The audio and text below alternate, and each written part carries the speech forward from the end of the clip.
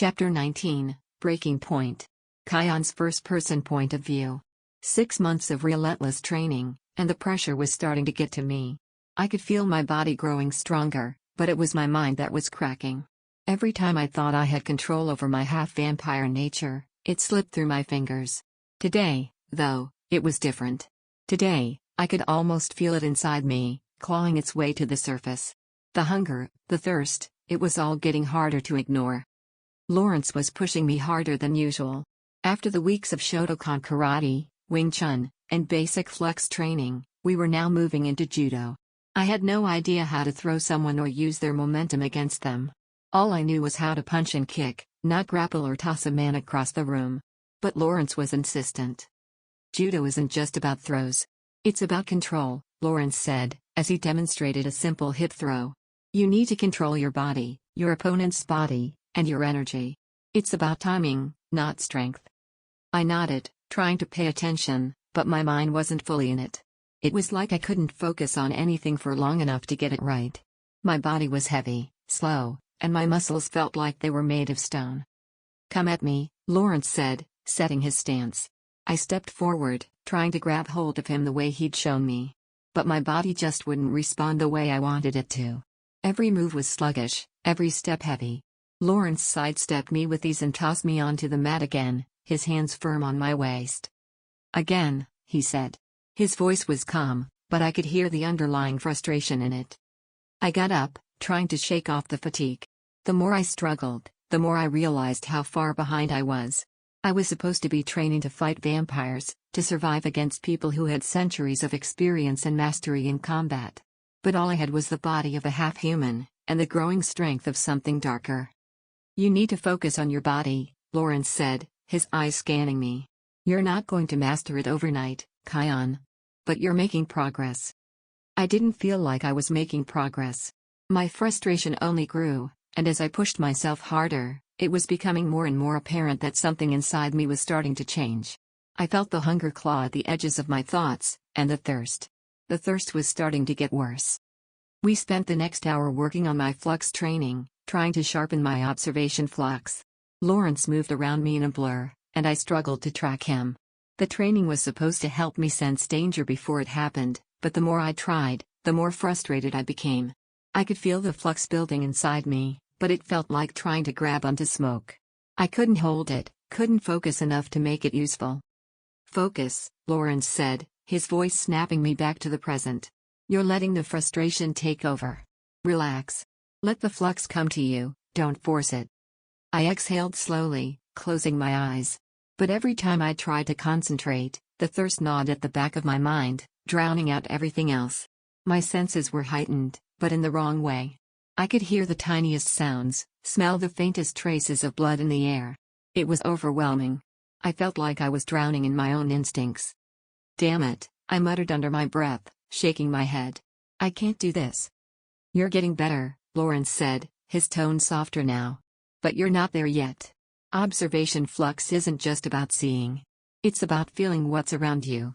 You're starting to get it, but you need to trust it. I nodded, but deep down, I knew I wasn't getting any better. I was just barely keeping it together. Later that day, Sia came to spar with me, and it was even worse. She was faster, more controlled, and I was struggling to even land a hit. I tried to use flux to boost my movements, but it flickered in and out, useless. Every time I tried to focus my energy, it slipped away.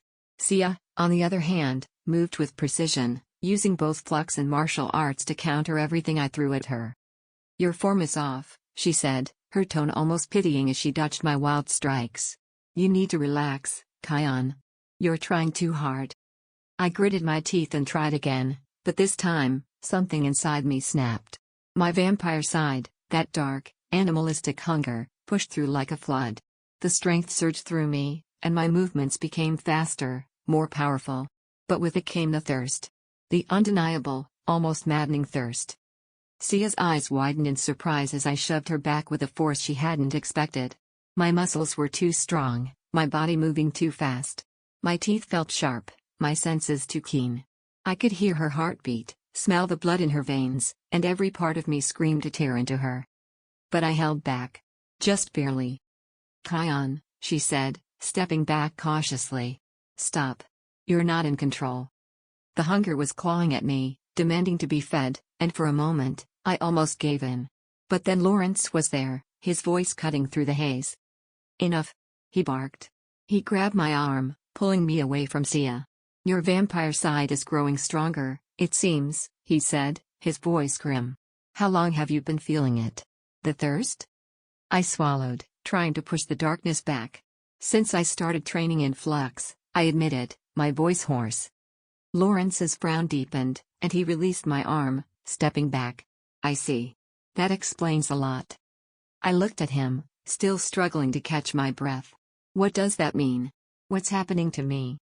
This is exactly why I've been pushing you, Kyon, Lawrence said, his voice firm. You're not just learning how to fight vampires. You're learning how to survive. Your vampire side is awakening. The thirst will get worse. And if you don't control it, you will lose yourself. I felt a cold chill run through me. This was just the beginning. The hunger wasn't going away. It was only going to get stronger. Take the rest of the day off, Lawrence ordered. Go home. Cool down. Lawrence told me to take the rest of the day to clear my head. But nothing about my walk through the bustling streets of the city felt calming. The sun was starting to dip lower, casting golden light through the trees and buildings, and the faint hum of people around me should have been comforting. It wasn't.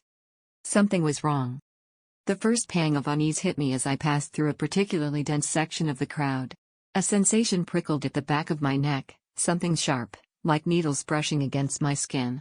My chest tightened, and my steps faltered for just a moment. Someone was watching me. I tried to shake it off. The streets were crowded, people jostled past me, oblivious.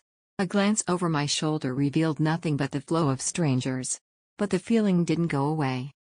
It wasn't paranoia. My observation flux stirred to life like an instinct, a pulse of awareness that hit me harder than usual. Killing intent. Someone's focus was sharp, unwavering, locked onto me. I quickened my pace, weaving through the crowd. My heart pounded, and the city suddenly felt too small, too constricting. The weight of those unseen eyes followed me, no matter how many corners I turned. If I could just lose them, whoever they were, maybe I'd be fine. The moment I veered into a narrower street, I realized my mistake. The noise of the crowd faded behind me, and I found myself in an alley boxed in by buildings too high to climb. My stomach dropped. The only way out was back through the way I came, but before I could retreat, he stepped into view. Running already? He said, voice low, almost amused. The man was ordinary at a glance, his frame lean and unassuming. But his eyes were ice cold, devoid of hesitation, and they locked onto me with surgical precision. His hand flicked forward, and a glint of metal flashed in the dim light. My body moved before I could think. The blade, a small throwing knife, whizzed past my shoulder. It embedded itself into the wall behind me with a sharp thunk. The blade missed me by inches, but I knew what it was. Argent. A material designed to kill vampires. And this man was here to kill me. I turned back to him, my heart racing, as he stepped closer. Not bad, he said, his voice calm and calculating. Let's see how long you can keep that up.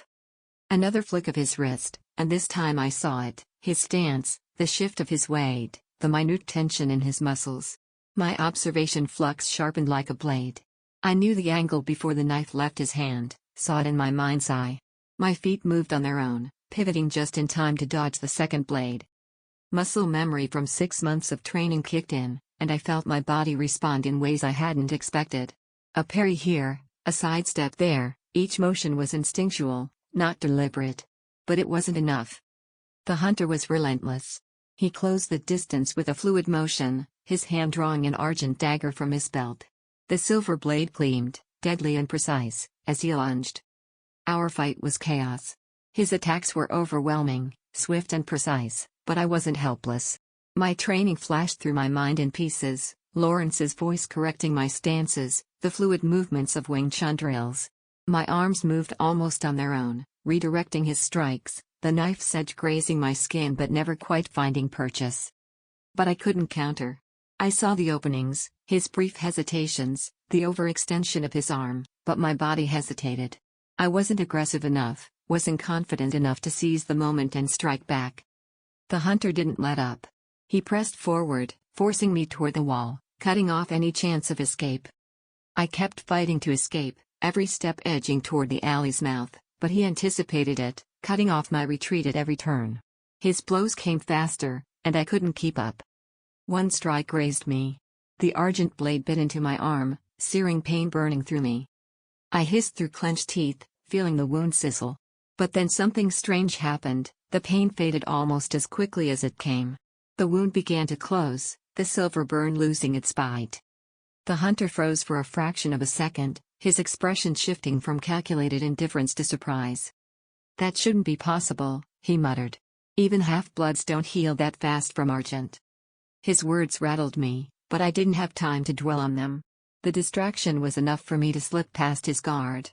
I ducked under his arm, my feet carrying me instinctively toward the exit. He cursed, spinning around to pursue, but I was already running. The city became a blur as I pushed myself forward, my breath ragged and uneven. My observation flux burned in my mind, alerting me to every sound, every movement behind me. I couldn't tell if he was still following me, but I wasn't about to slow down to find out. I darted through alleys, weaving through the streets and doubling back on my path, trying to lose him. My heart pounded in my chest, and my senses were on overdrive. Every shadow felt like a threat, every sound like a whisper of danger. By the time I made it back to the library, an hour had passed, though it felt like an eternity. My clothes were torn, bloodied in places, but there were no visible wounds. My body had healed itself completely, though my muscles still ached from the fight. I pushed through the library doors, my legs trembling beneath me. Lawrence and Sia were there, their conversation halting the moment they saw me. "Kyon?" Lawrence's eyes narrowed, taking in the state of me. "What happened?" I caught my breath, heart still pounding. "Hunter," I said. He was waiting for me." Lawrence's expression darkened. "And you survived?" "Barely.